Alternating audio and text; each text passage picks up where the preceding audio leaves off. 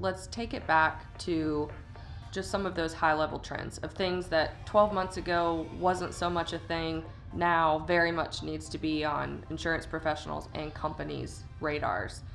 Hyper-personalization, video content. Talk about some of the other trends outside of the Googles of the world and the AIs of the world. Well, what the technology has done is allowed for hyper-personalization in a way that was very hard to do in the past, because if you can create the content much faster, you can now truly do hyper-personalization, and that is creating something that's specific to a person's persona. So like, what do they care about? What are the words they use? Those types of things.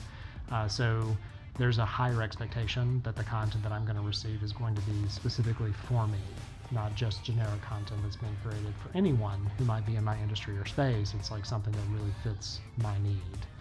And then on the category of video, video is king right now. I mean, you know this because you do videos. All three of us have our own podcast. That's true. yeah.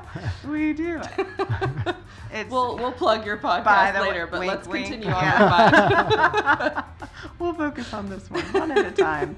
It's another way that you're adding a human voice. It's much more believable, to Eric's point. Like, people pay attention when they are trusting the source, right? If they've discounted you as like someone trying to sell them something or whatever, we're big on education. So those educational videos like this one we're doing right now, like teaching someone, adding value to them in a really believable and relatable way that stops the scroll on social media, or that when they've clicked through an ad or a thing, they responded to something and they're rewarded with, a real person on the other side, can be really meaningful and impactful.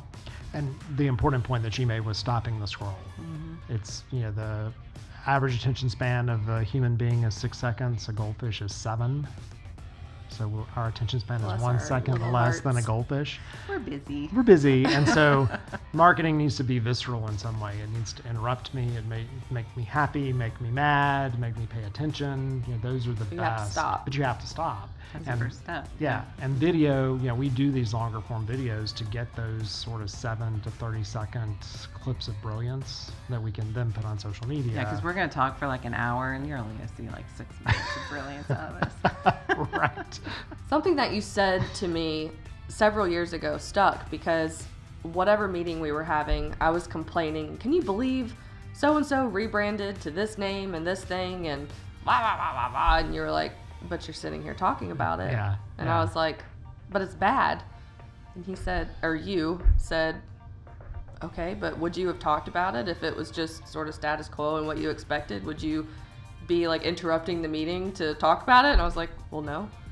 Well, do you remember when we were originally picking the GenCap logo? Yeah. And there was one logo that we talked about forever because it had this certain element to it, and no one in the room liked it. But I was like, but we've now talked about it. We keep coming back to 30 minutes. That's a win. Like, people were like, why did they do that? What is that? What does it mean? Yeah, so that is something that we need to pay closer attention to, and it means you have to do something risky. It means that you have to be willing to kind of step outside the norm. But when you do, there was a mistake that happened. There was a mistake on LinkedIn, and I posted it to the channel. I was like, our little internal channel, and someone came in behind and said, do you think they did it on purpose? I'm like, what? They might have. But look at us. Because we're talking about it, right?